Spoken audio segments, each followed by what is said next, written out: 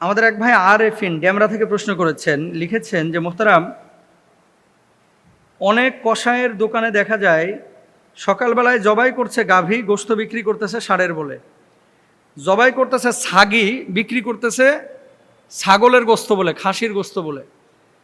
আবার অনেক জায়গায় অনলাইনেতে এখন আপনারা অনেকে পোশাক আশাক কিনেন, বলে যে পাকিস্তানি ড্রেস, বলে যে ইন্ডিয়ান ড্রেস, অথচ বাড়িতে দিয়ে যায় বাংলাদেশি ড্রেস। বানাইছে কোথায়? জিঞ্জিরায়। বানাইছে কোথায়? পুরন টাউনে। ওই আবার কোনায় লিখে রাখে, কোনায় লিখে রাখে made in India, made in Pakistan, আসলে বানাইছে ইসলামপুরে, পুরন ঢাকায়, সিরাজগঞ্জে। এরকম কিন্তু হয়। মোহতারাম, ইসলাম এই বিষয়টাকে কিভাবে দেখে? খুব চমৎকার একটি বিষয়। আল্লাহ সুবহানাহু ওয়া তাআলা পবিত্র কোরআনুল কারীমের সূরা বাকারার 42 নম্বর আয়াতে কি বলছে একটু খেয়াল করেন। ওয়ালা তালবিসুল হাক্কা বিল বাতিল, তোমরা সত্যকে মিথ্যার সাথে সংমিশ্রণ করো না। এটা আল্লাহ সুবহানাহু ওয়া তাআলা সম্পূর্ণভাবে নিষিদ্ধ করে দিয়েছেন যে মিথ্যা এবং সত্য একসাথে করো না। বিল বাতিলি, আল্লাহ সুবহানাহু ওয়া তাআলা যে বললেন বিল বাতিল, বাতিল বলতে কি? মিথ্যা। এবং তার পরবর্তী অংশে আল্লাহ সুবহানাহু ওয়া তাআলা বলেছেন যে জেনে শুনে সত্যকে তোমরা গোপন করো না। তাহলে দুটো বিষয়, এক নম্বর হচ্ছে সত্য মিথ্যা মিশ্রণ করা, আরেকটা হচ্ছে জেনে শুনে সত্যকে গোপন করা। বর্তমান বাংলাদেশে অধিকাংশ কসাইখানায় 2 নম্বর এটা করা হয়। আগের দিনের গোশত বাইর করে বলা হয় যে এই তো সকালে জবাই করেছে, এবং জবাইগুলো কিন্তু বাংলাদেশে ম্যাক্সিমাম সময় ফজরের আগে হয়, অথবা ফজর রাতের অন্ধকারে দেখবেন কসাইখানায় জবাইগুলো হয়, বাংলাদেশের প্রেক্ষাপটে আমি বলতেছি। তো এই যে গাই গরুকে আপনি ষাঁড়ের গোশত বলে চালিয়ে দিবেন, ইসলাম এটা সম্পূর্ণরূপে হারাম করেছে। নাউজুবিল্লাহ বলেন। এটা কোনোভাবে আপনার জন্য কিন্তু জায়েজ নাই, কোনোভাবে এই জিনিসগুলোকে ইসলাম অনুমোদন করে না। ষাঁড়ের গোশতকে আপনি গাভীর গোশত বা গরুর গোশতকে আপনি মহিষের গোশত বলে চালিয়ে দিবেন, ছাগির গোশতকে আপনি চালিয়ে দেবেন। আবু হুরায়রা রাদিয়াল্লাহু তাআলা আনহু থেকে বর্ণিত হাদিস দেখেন, আল্লাহর হাবিব সাল্লাল্লাহু আলাইহি ওয়াসাল্লাম রাস্তা দিয়ে হেঁটে যাচ্ছেন। তো হঠাৎ একজন ব্যবসায়ী তার বস্তার মধ্যে কিছু পণ্য, খেজুর হতে পারে, শস্য হতে পারে, নিয়ে বসে আছে। নবীজি সাল্লাল্লাহু আলাইহি ওয়াসাল্লাম ওই পণ্যের মধ্যে, শস্যের মধ্যে হাত ঢুকিয়ে দিলেন। তো হাত ঢুকানোর পরে দেখলেন এ তো পুরো আর্দ্র, মানে ভেজা ভেজা আপনার শস্য। আল্লাহর হাবিব সাল্লাল্লাহু আলাইহি ওয়াসাল্লাম বললেন যে কি ব্যাপার, ওপরে শুকনো ভিতরে এরকম ভেজা ভেজা দেখা যাচ্ছে কেন? বললেন ইয়া রাসূলুল্লাহ, সামান্য বৃষ্টি পড়েছিল তো এই জন্য ভিজে গেছে। তো বৃষ্টি পড়েছিল সেজন্য ভিজেছে, তুমি ভেজা অংশটা নিচে রেখে শুকনো অংশটা উপরে কেন রাখছো?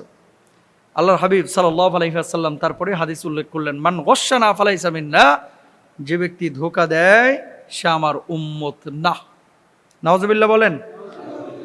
তো কেউ যদি ধোঁকা দেয়, ধোঁকা, এই যে আপনার মানে অনলাইনে আপনি দেখবেন যে যখন প্যান্টটা দেখতেছেন, প্যান্ট বাপরে বাপ, মনে হয় যে নিউ ইয়র্ক থেকে নিয়ে এসেছি, এত সুন্দর, খালি ঝকমক ঝকমক করতেছে, এত সুন্দর।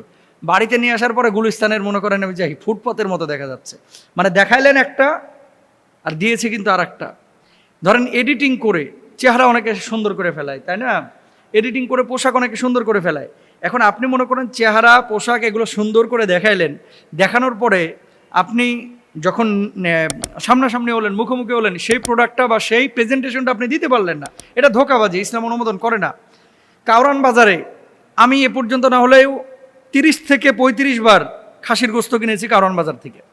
বিশ্বাস করেন, মানে কেনার পরে যখন কিনেছি তখন আমাকে বলেছে যে খাসির গোশত, কিন্তু পরবর্তী একটা সময় আমি ওখানে পরিচিত একজনকে জিজ্ঞেস করলাম যে ভাই, আমি তো এখান থেকে অনেকদিন গোশত কিনেছি, আসলে কি এত খাসি কই পাই, আনা সম্ভব কিনা? তো বলতেছে যে হুজুর, যদি খাসি থাকে একটা, ছাগি থাকে 99টা, মানে 100-র মধ্যে 99টাই মিছে কথা। এবং আরও একটা গোপন কথা আপনাদেরকে বলি, ওই যে কি বলে খাসির যে লজ্জাস্থান অন্ডকোষ, এরা শুয়ের মতো সেলাই করে ওই ছাগির ওখানে বাঁধে রাখে জবাই করার পরে, মানে এটা বুঝায় যে এটা আসলে জেনুইন ছাগল। নাউজুবিল্লাহ।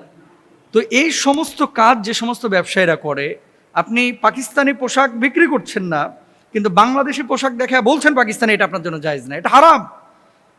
একটা কথা আপনাদেরকে বলি, হাদিসের ভাষ্য অনুসারে এভাবে মিথ্যা কথা বলে, মিথ্যা কথা বলে মানুষের কাছ থেকে উপার্জন আপনি করতে পারবেন, কিন্তু এই টাকা আপনি রাখতে পারবেন না। বলবেন হুজুর কেমনে? এই যে আপনি মিথ্যা কথা বলে যে উপার্জন করেছেন না, দেখবেন যে আপনার ছেলের এমন একটা অসুখ হয়ে গেছে, ও ডাক্তারের পেছনে পেছনে ঘুরতে ঘুরতে 3 গুণ শেষ। আপনার এমন একটা অসুখ হয়েছে, এটা ভোগ করতে পারবেন না ভাই, কারণ হারাম কখনো আরাম নিয়ে আসে না। আপনি যেই জিনিসটা, যেই পণ্যটা, যেই জায়গার, সেইভাবে আপনি প্রেজেন্ট করেন, কখনো মিথ্যা কথা বলেন না, বারাকা নষ্ট হবে। আল্লাহ তাআলা আমাদের সবাইকে তৌফিক দান করুন, বলুন আমিন।